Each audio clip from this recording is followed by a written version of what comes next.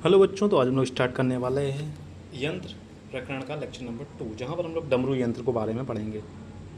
यत्र स्थालुपारी स्थाली न्युवजो दत्वा निरुद्धते देत यंत्र डमरू आख्या डमुकाख्याम तद रस भस्म कृत हितम। ठीक है, श्लोक याद करने की कोई जोड़ नहीं, नॉर्मली श्लोक नहीं पूछता है। ठीक है, पूछेगा तो डमरू यंत्र 5 नंबर पूछेगा, जो श्लोक लिखेगा उसको 4 दे 4.5 दे देगा, 5 दे सकता है, आपको भी 3.5 तक दे देगा अगर आप। लेकिन हाँ, डायग्राम मस्ट बनाओ। ठीक है, डायग्राम किस प्रकार से होगा, एक ऊपर हांडी रखनी है, उसके नीचे एक हांडी रखनी है। ठीक है, दोनों का मुंह एक दूसरे से जोड़ देना है, फिर उसके ऊपर कपड़ मिट्टी कर देनी है, कितनी बार, 7 बार। ठीक है, नीचे हम लोग द्रव्य रख देंगे, नीचे से अग्नि प्रदान करेंगे। ठीक है, वो हांडी में जाके, ऊपर वाली हांडी में जाके वो द्रव्य इकट्ठा होगा। ठीक है, इसका संदर्भ कहाँ मिलता है, रस रत्न समुच्चय में मिलता है, रस तरंगिणी में मिलता है, आदि पुस्तकों से प्राप्त होता है। ठीक है, निर्माण विधि इसे किस तरीके से बनाएंगे उसके बारे में पढ़ते हैं।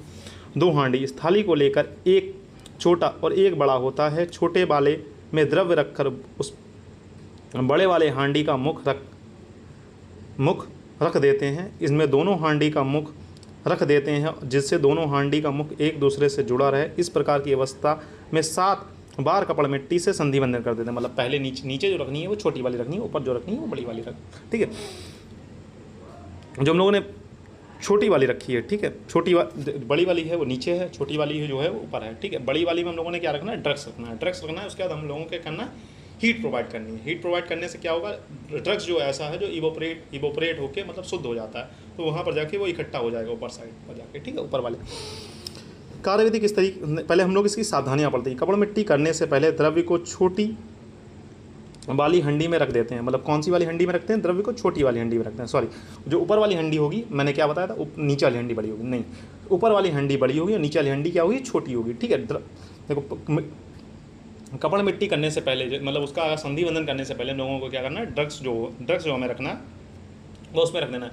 क्योंकि एक बार आप संधि बंधन कर दिया उसके बाद आप उसमें कोई भी चीज़ एंट्री नहीं करा सकते, इसलिए पहले ही रख देनी चाहिए। ठीक है, उसके बाद क्या है, कपड़ मिट्टी करते समय ध्यान रखना चाहिए कि कोई भी छिद्र ना रह जाए। मतलब कपड़ मिट्टी इस प्रकार, मतलब सीलिंग इस प्रकार करनी है कि कोई भी वहाँ पर मतलब वैक्यूम वाली जगह ना रह जाए, मतलब बिल्कुल वैक्यूम क्रिएट हो जाए अंदर। ठीक है, वहाँ से कोई भी छिद्र वगैरह ना रह जाए।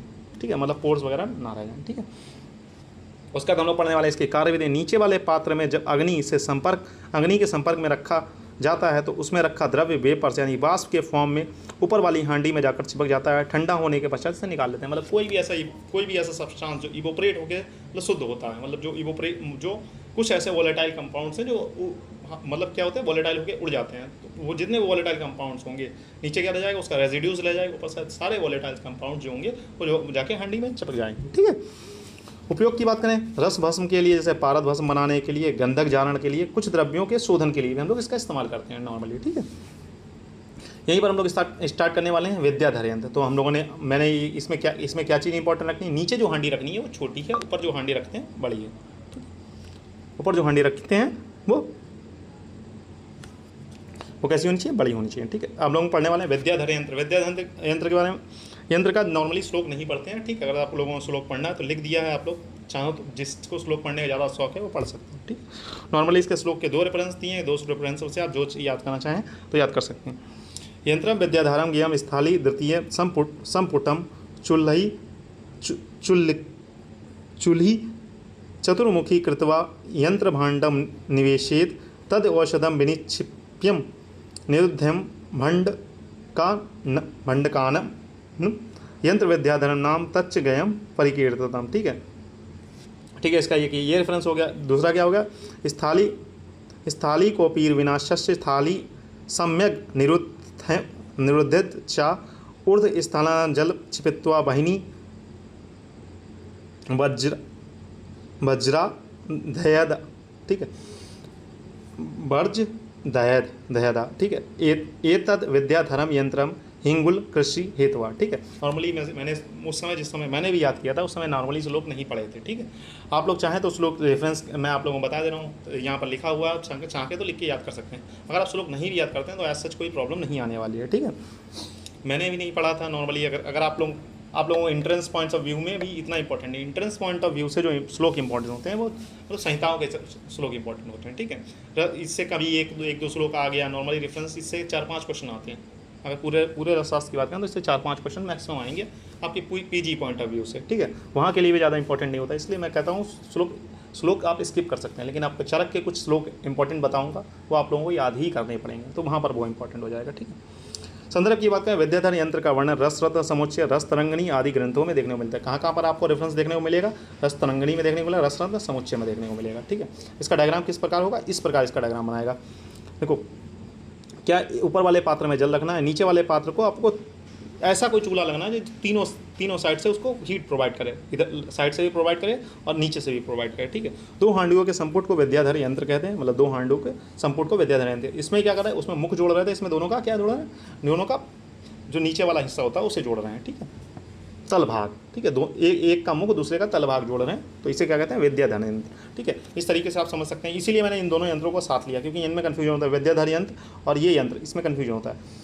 जो डमरू यंत्र है उसमें क्या होगा? मुख को जोड़ते हैं, ठीक है। विद्याधर यंत्र में क्या होता है? दोनों के एक का मुख और एक का नीचे वाला पार्ट यानी तल भाग को हम लोग जोड़ते हैं, ठीक है। इसलिए इन दोनों को एक साथ में लिया। 2 हांडियों के संपुट को विद्याधर यंत्र है, और 2 हांडियों के संपुट को हम लोग डमरू यंत्र भी कहते हैं, लेकिन उसमें क्या था? उसमें मुख जोड़ रहे थे, इसमें क्या? एक का मुख एक का तल भाग जोड़ रहे हैं, ठीक है। को विद्याधर यंत्र कहते हैं। इसमें 4 मुख वाले चूल्हे, मतलब 4 टाइप से 4 डायरेक्शन से जो हीट प्रोवाइड करते हैं, फर्स्ट, सेकंड, थर्ड और फोर्थ, मतलब इन सारे डायरेक्शन से हीट को प्रोवाइड किया जाएगा। 4 मुख वाले चूल्हे में रखकर अग्नि प्रज्वलित कर देते हैं, ऊपर वाले हांडी को जल से भर देते हैं। कार्यविधि: नीचे वाले पात्र में रखे द्रव्य को 4 मुख वाले चूल्हे की सहायता से तीव्र अग्नि से वाष्पित होकर ऊपर वाले पात्र के तल भाग में एकत्रित होता है। इससे हम लोग क्या करते हैं? हिंगुल से पारद के निष्कासन, मतलब हम लोग इसका जो ये विद्याधर यंत्र है इसका प्रयोग कहाँ में करते हैं? देखो, प्रयोग भी आपको लिखना होगा। हिंगुल से पारद के निष्कासन के लिए इसका प्रयोग करते हैं, ठीक है। नॉर्मली अगर पेपर में आता है तो सबसे पहले आप क्या लिखेंगे? किस प्रकार लिखेंगे? सबसे पहले आप विद्याधर यंत्र लिखेंगे, ठीक है। विद्याधर यंत्र का रेफरेंस लिखेंगे, संदर्भ कहाँ कहाँ मिलता है, उसके बाद इसका एक डायग्राम बनाएंगे मस्त सा, उसका निर्माण विधि लिखेंगे, उसका उपयोग विधि लिखेंगे, ठीक है, ठीक है। उपयोग विधि लिखेंगे, बस इतना ही आप, ठीक है बच्चों। फिर मिलते हैं नेक्स्ट लेक्चर में, तब तक के लिए हैव अ नाइस डे। पढ़ते रहें, मस्त रहें, ठीक है।